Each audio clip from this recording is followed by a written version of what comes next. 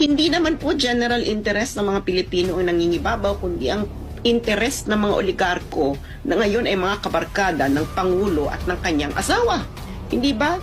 Tingnan nyo lamang po ang inyong electric bill. Hindi ba? Yan po ba ay makademokratikong gawain? Hindi ba? Tingnan nyo lamang po ang ating agricultural sector. Hindi ba? Nararamdaman nyo po ba ang demokrasya dyan? Hindi kasi ang demokrasya kasi, Admar at MJ, no? Hindi ito isang abstraktong konsepto.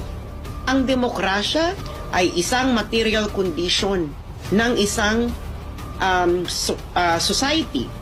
Hindi porket na meron kang freedom of speech at sabihin mo na ikaw ay demokratikong bansa. Okay? Habang ang mga karamihan ng iyong mga nasasakupan ay walang access sa healthcare, walang access sa quality education, walang